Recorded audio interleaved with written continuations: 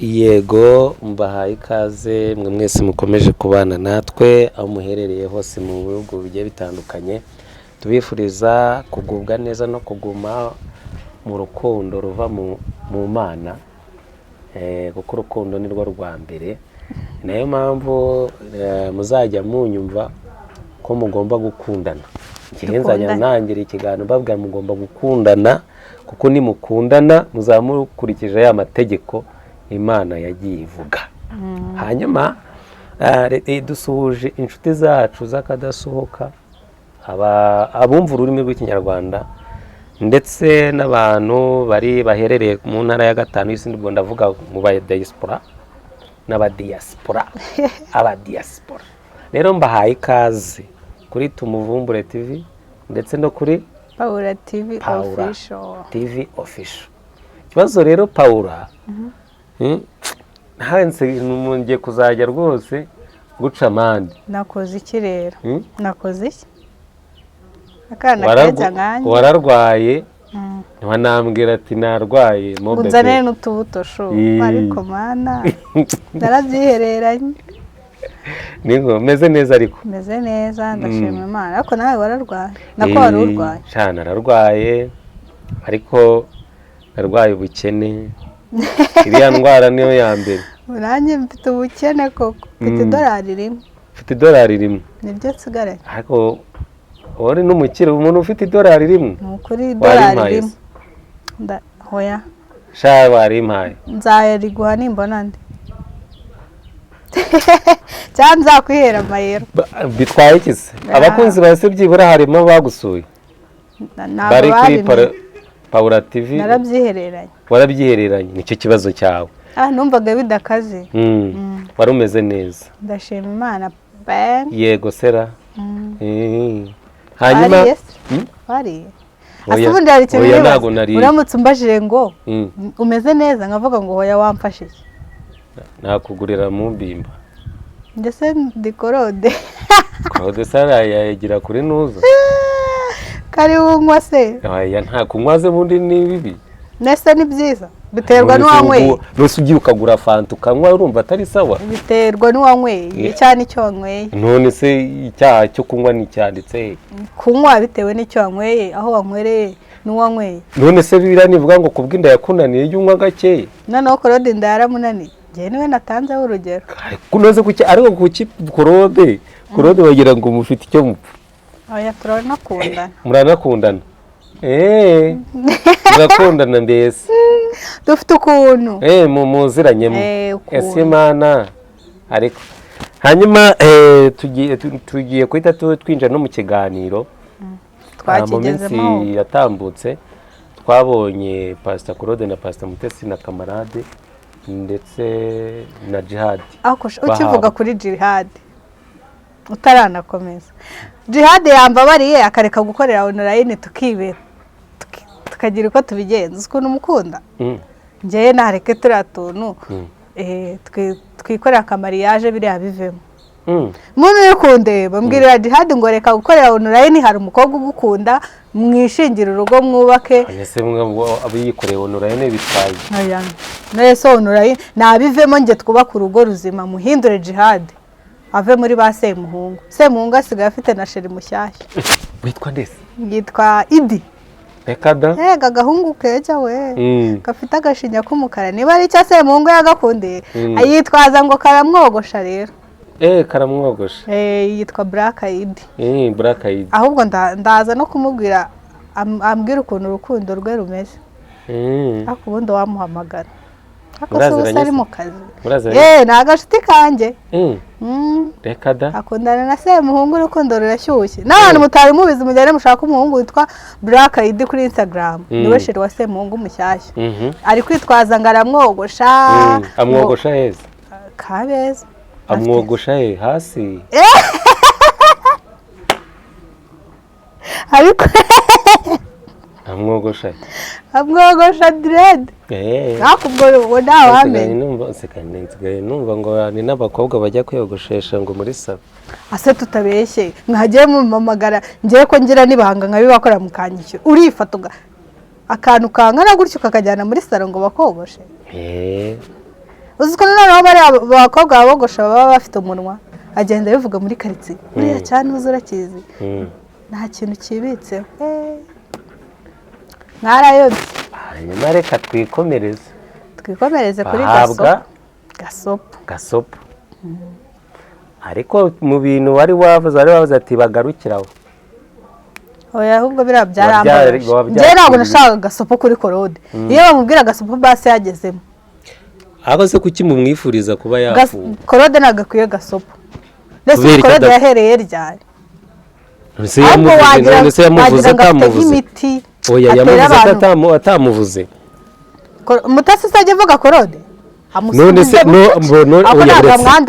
nyine buretse noneho ibi cyangwa se ibyo Claude yavugaga yabaga yabikuye he ubwo afite ahandi yabikuraga njya numva ngo namutese ngo yishyira abantu ngo bagende bamuvuganire urumva nimba Claude yaravugaga Mutesi yavugaga ibyazi n'ibyo yabwiwe cyangwa se yahawe ntabwo twakundana Claude kuko bijya gutanga gasopo yavuze Mutesi na Pastor Claude ndabyumva ko habaye gasopo ariko Claude we yari yakakwiye kuba arimo bakamuha gasopo yagezemo Mutesi na kamarade nako Mutesi bakaba ari we baha gasopo ariko Claude we yagezemo byarambabaje we kore kuki utagiye ko wazi izibeshye ko yagakoza kamwe Claude umunsi wagiye arahana murambivuga tuzaserebura tuzabyina intsinzi nk'iy'abareye iyo batsinze APR kembo na Claude atazajyamo kubera iki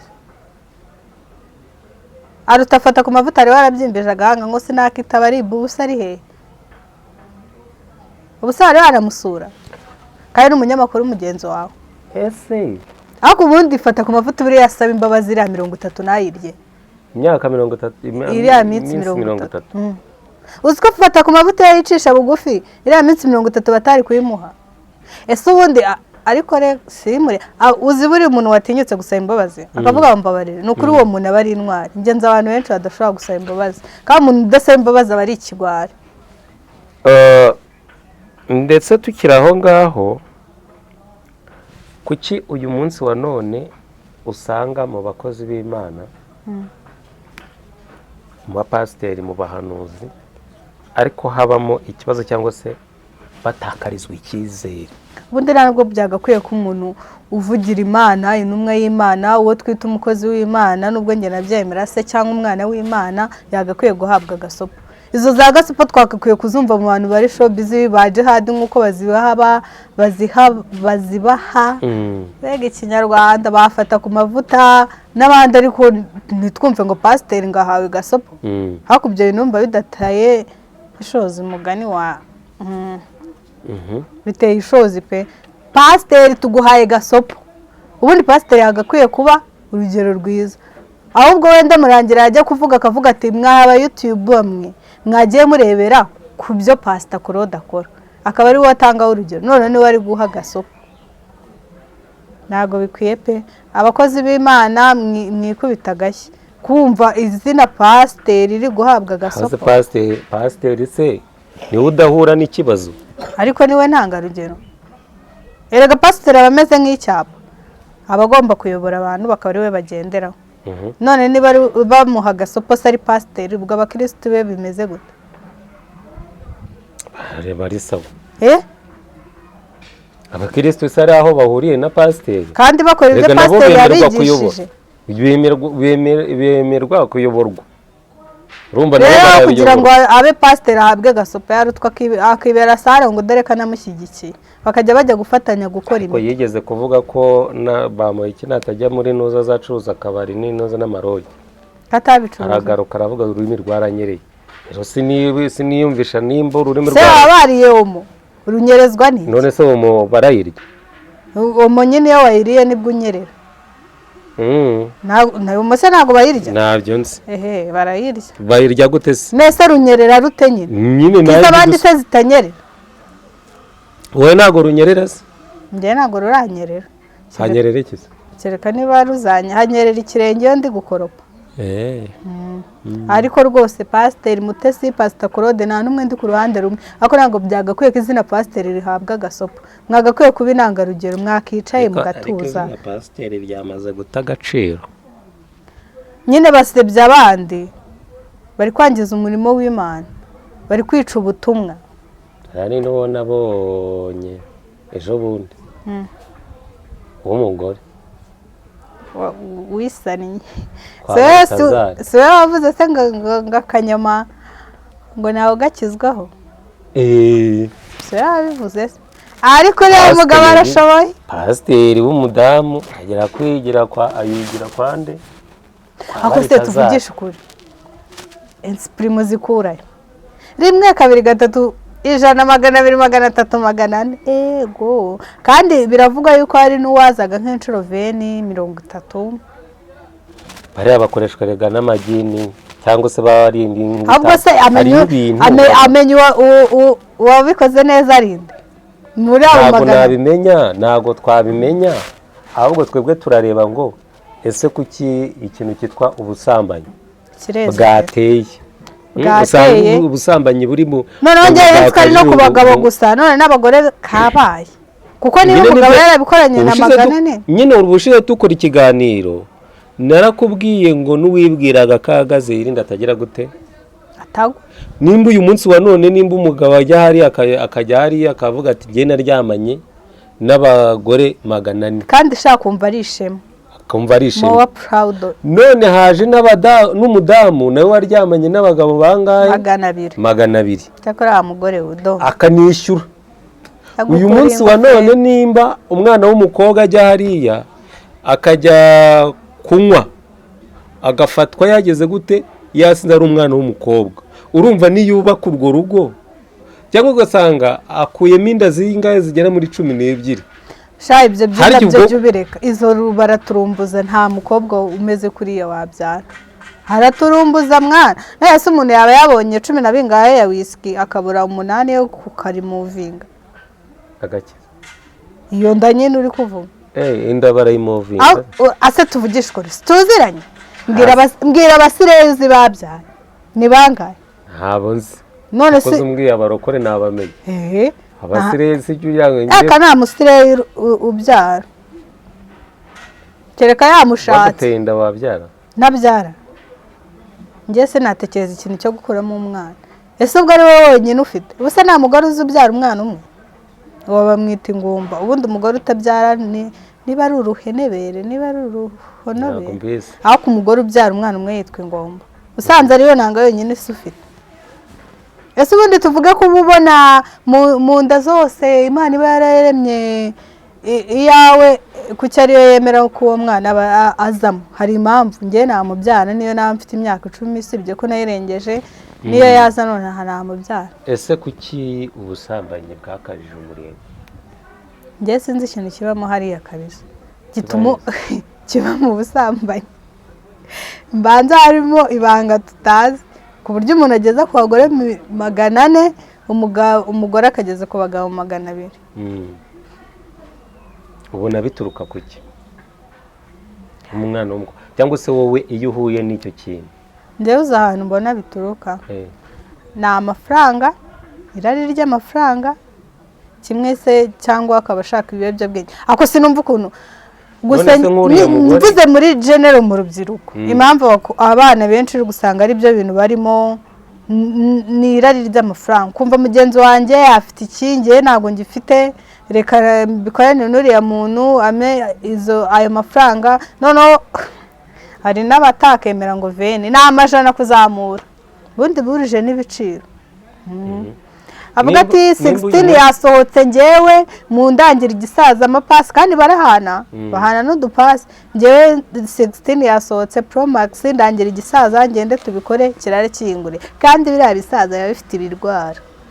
Nyine nimba uyu munsi wa none umbwiye ati hari abahungu barimo gukundana kandi n'urubyiruko, yego, ugasanga abakobwa nabo ku bakobwa barimo barakundana kandi niki n'urubyiruko, ugasanga umudamu araca inyuma y'umugabo, umugabo arimo araca inyuma y'umugore. Aho ngaho byabaye uruvange. Ntitwaba turi muri bya bihe bya nyuma. Turi mu bihe bya nyuma rwose. Sinzi impamvu Sodoma na Gomora yongeye yagarutse ubundi njyewe uriya mugabo yahise antera ubwoba ndavuga ati Yesu ari mu nzira agiye kuza. Byararangiye pe. none se nta Baritazari warakugeraho?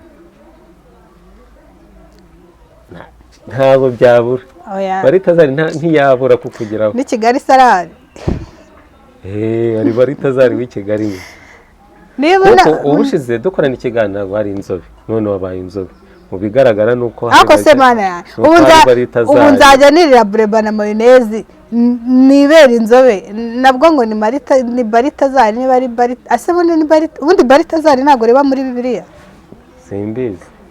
Reka aka kaye ubona tunutu bureba tumayoneze n'amavuta meza n'utubuto. Yego sedi. Naho abo ngabo babandinde banje kureka bisa. Bo hari umuhanuzi witwa Nibishaka ndetse ukomeza kwibasira cyangwa se kuvuga ngiyewe ndi umuhanuzi, ariko nanone ngo iyo urebye ugasanga ubuhanuzi bwe ntaho buhuriye kuko akora ibiganiro agusha ku bantu bakomakomeyemo, ariko nanone ururimi rwe kubera ko bavuga ati mubenure mugire gutya na gutya ugasanga hanyuma ugasanga izina ryitwa umuhanuzi rise ritagaciro. Erega hari imbuto zidakwiriye abahanuzi. Ese tureke nariya magambo yavuze wowe koko ubundi Nibishaka mana wenda bajya bavuga ngo Imana naho ihuriye n'umuntu, ariko imbuto ngiye uriya mugabo yera ntago zimwemerera kwitwa umuhanuzi. Hari aho mujya muhurira? Ntago turahura sindanamubona n'amaso ku mazi, ariko ibyo akora bigaragaza uwo ari we. Bibiliya iravuga ngo tuzababonera ku mbuto bera, namwe rero tuba tubareba. Ikibazo nibyo nari ndimo nkubwira, ubu njyewe n'umuntu ushaka kumanura ngo mbyemere rwose asura amanurira mbona Nibishaka wanjye nkabona Noheli utera amada hirya no hino nawe dore ubundi Noheli mudacunze neza araba Baritazari nawe havese ni ukuri Noheli ni Baritazari umaye nka wo mu bahanuzi cyangwa se w'i Kigali. Noheli uriya ni mubi cyane, noneho ngo nta nubwo ninginga aza kubwira ati ma wagira ngo hari icyo yagusigiye cyangwa yakubikira impa. Uri kumva rero niba Baritazari Noheli ameze kuriya, Nibishaka kamera kuriya, Koroda kamera kuriya, ako se mana yanjye Noheli sinkwise Baritazari ariko niwo kandi wari mwise wamwise Baritazari w'i Kigali niho bishya bishyira. Noheli ni mubi cyane, ako Noheli mana yanjye yasohoye n'akarimbo gashyashya. Noheli urumva mba nabikurikirana. Ndumva ubushize dukora ikiganiro bavuze ngo ari aho yateye inda cyane, tugiye kubaza amakuru yenda no kubyara. Wagiye kureba mbese ubundi Noheli we yigeze abiguhakana? Warabyemera? Arabyemera, n'umugore bavuga ko Noheli yemera, hagendana ari na proud yabyo ko yateye inda. None mbese ubundi Noheli wambara costume isa kuriya zaburarera umwana nize zaba yakodesheje? Arakodesha ariko abakeye ntabwo zira costume zaba ari zawe Noheli arakodesha. njye nari nzikariza ariko niba akodesha yarasebye. Hanyuma ndashaka ko twihuta noneho dukore ikiganiro cyangwa se iki kiganiro ariko gifite impuguro. Reka tuvuge ngo abana b'abakobwa n'abahungu, ese kugira ngo wenda binjire mu buzima butari busanzwe babamo, yego ubona bituruka ku babyeyi cyangwa se ku myitwarire cyangwa se ku burere?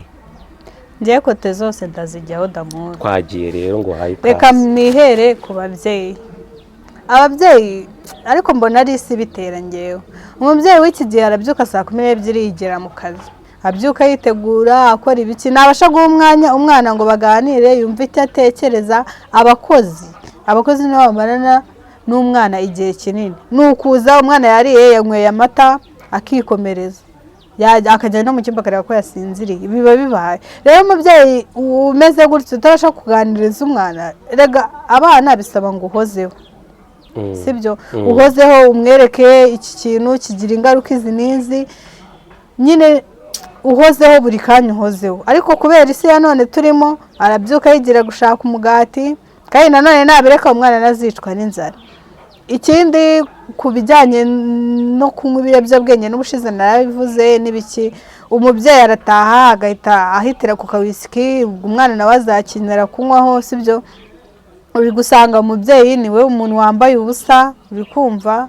Ababyeyi bamwe utuzi twabo bitewe n'isi turimo, ngiye sindi kubacira urubanza, ari kumva arakora mu kabari, kandi gukora mu kabari biramusaba gutaha kunywa nawe ngo yisanishe n'abandi, uri kumva agataha yasinze, ugasanga umwana bigendeyemo. Ariko nanone umwana uri kundeba wikita ku bintu mama wari gucamo cyangwa papa wari gucamo kugira ngo akurere.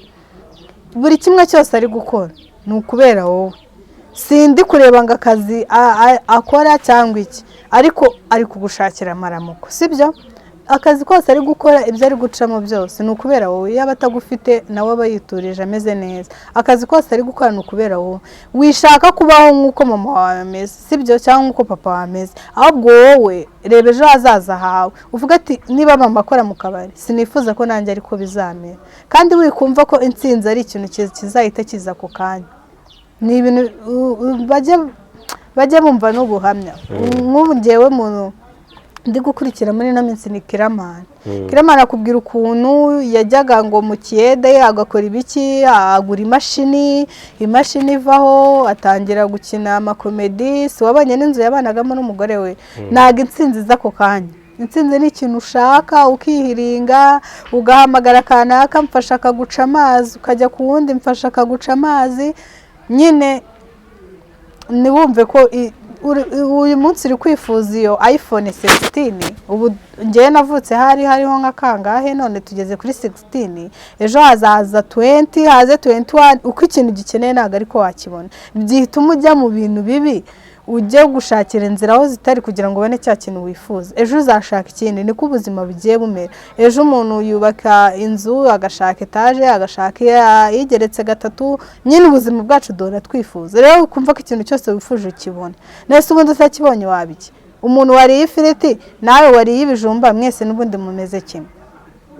Naho mutandukaniye, murarya mubeho. Rero wishaka kugera ku kintu utaruhiye, uvuge ngo ngewe ngo ndaryamana na kiriya gisaza ngo gihite kima y'inkweto, none uzakora icyo kugeza ryari? Ikindi kandi urubyiruko tumenye ko aritwe tuba turi kwiyangeza. Ubuzima ni ubwacu, nibyo mara nkubwira icyakubaho cyose. Gusa ikintu kijya kimbabaza ni uko twanga kumva mbere. Nanjye hari nk'ibintu mama yagiye ambwira nimbyumva, ariko nyuma nabigeramo nkabona ingaruka zabyo. Uri kumva bimwe bavuga ngo umuhana ajyayo, ariko wowe ugifite amahirwe, turacyafite amahirwe, wituma ubuzima bwawe nyine bugenda bukontororwa n'isi turimo. None se ubu ngubu reka njye nifitiye agatelefone kanjye sukazi, ntabwo gaciriritse nyine, ariko nubwo kanarenze. Ariko ufite iPhone twese turacata, aranyandikira nkamusubiza. Simvuze ko ari bibi kuyitunga, ariko yitunge wayikoreye. Nanjye rwose nta mwaka mfite ntayifite, nzayikorera kandi nzayibona, sibyo. Wenda mama wayikugurire kana akayikugurira, ariko ukumva ko ikintu cyose uzakibona kubera umugabo. Uri kumva aho niho wavamo sida, niho wavamo zamburugu, niho wavamo imitezi. Ugasanga rimwe na rimwe arakora n'ibintu bitamurimo, biramusaba kunywa inzoga kugira ngo abashe gukora cya kintu. Kandi n'ukuri ko Imana abo bantu bakoshya, abo bakwica, ikizakubaho ntago muzajyana. Uzaba uri wenyine bo bigarame. Rero ababyeyi ntibashaka amafaranga, ariko bahe n'umwanya abana, babaganirize, bahozeho, ntibacike intege. Uri kumva? Kandi nanone mu bushobozi bwawe ufite wituma umwana wawe yifuza.